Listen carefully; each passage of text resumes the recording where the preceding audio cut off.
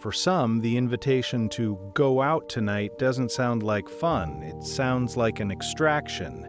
It isn't that they hate people, it's a simple calculation of energy, environment, and peace. The very thought of leaving starts a mental countdown, the dressing up, the commute, the performance. To them, small talk feels like climbing a mountain when they're already at the peak of contentment. These are the people who decline every invitation without the heavy shadow of guilt. They find a genuine, pulsating joy in the stillness of their own walls, where the world can't reach. They watch the noise of the outside world through a glass, baffled by the need for crowded cafes. Why trade a personal sanctuary for loud music, cigarette smoke, and the friction of strangers? Today, we decode the quiet psychology of those who never truly want to leave the house. We explore why Tom's mind functions so differently from those who fear a silent room. First, let's clear the air. This is not agoraphobia, the clinical fear of open spaces. This is not the paralyzing fog of depression that keeps a soul trapped against its will. This is home-centered orientation, a conscious, deliberate choice of one's own territory. For Tom, home isn't a place to hide from the world. It is the foundation where his life begins. It is his fortress, his laboratory, and his throne, a space where every variable is under his command. This preference reveals a specific personality, high introversion paired with a fierce autonomy. It shows a low need for external novelty. Tom doesn't need a change of scenery to feel alive. He has mastered the art of meeting his own needs without the interference of the crowd. But the roots of this radical self-reliance often reach back to a very specific childhood. Imagine a child walking into a silent, empty house after school, the Latchkey kid of his era. There are no parents waiting, no organized chaos, no one to ask, "How was your day, Tom?" The house is a hollow shell of silence, and he is the only one left to breathe life into it. In that early silence, Tom learned a profound lesson. Home is his territory, his first kingdom. It was the only place where he didn't have to perform or meet an adult's shifting expectations. He learned to entertain his own mind, building worlds out of books, shadows, and thought. He created his own structure, teaching his brain that external influence is a choice, not a law. Crucially, he learned the most important secret, that being alone does not mean being lonely. This is the bedrock of the urban hermit, total self-reliance within a controlled, safe space.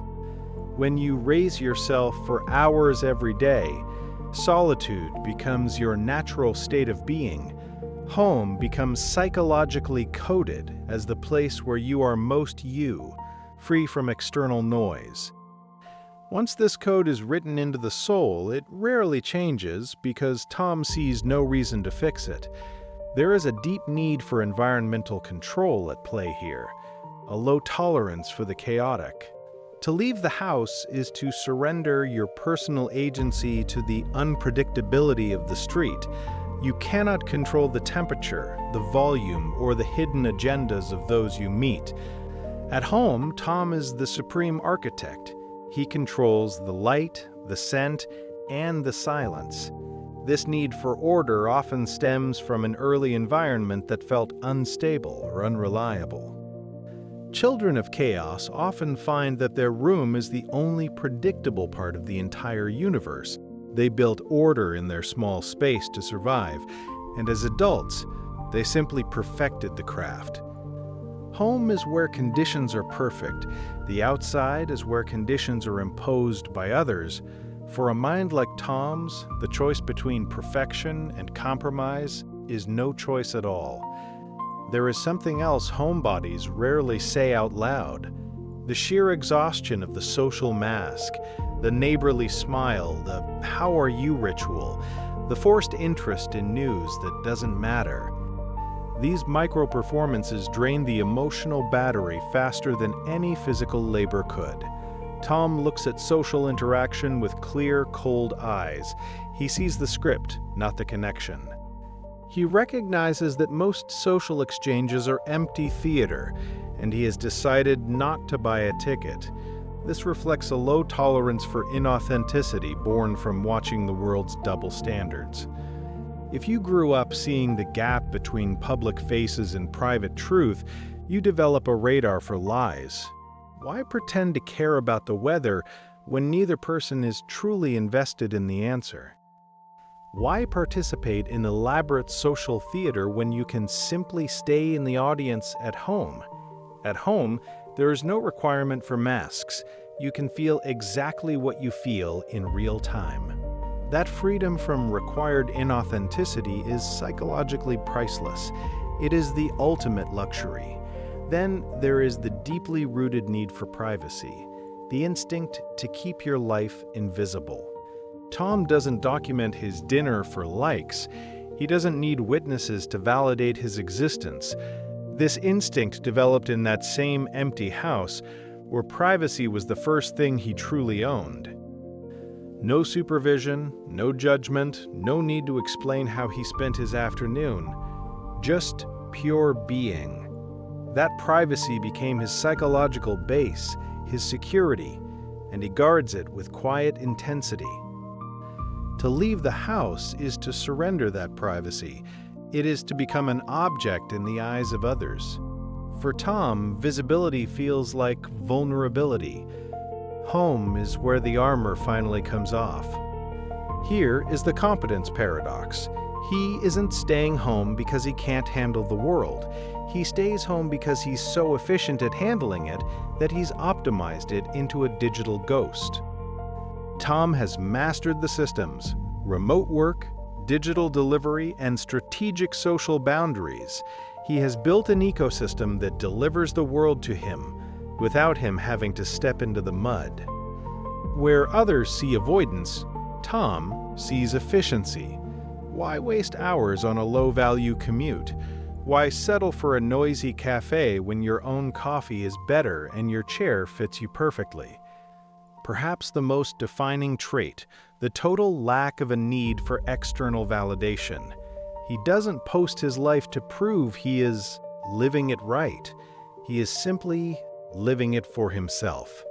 His self-worth is an internal generator, independent of the digital applause of strangers. When you raise yourself, you learn to be your own audience, your own judge, and your own reward. You finish a task and you know it's good. You read a book and you know you've grown.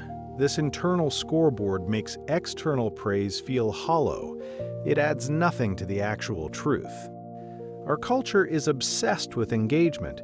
It demands you document, network, and broadcast. We see people smiling for pictures, only for the joy to vanish the moment the camera drops. Homebodies like Tom are the quiet opposition to this system. They are the rebels of stillness.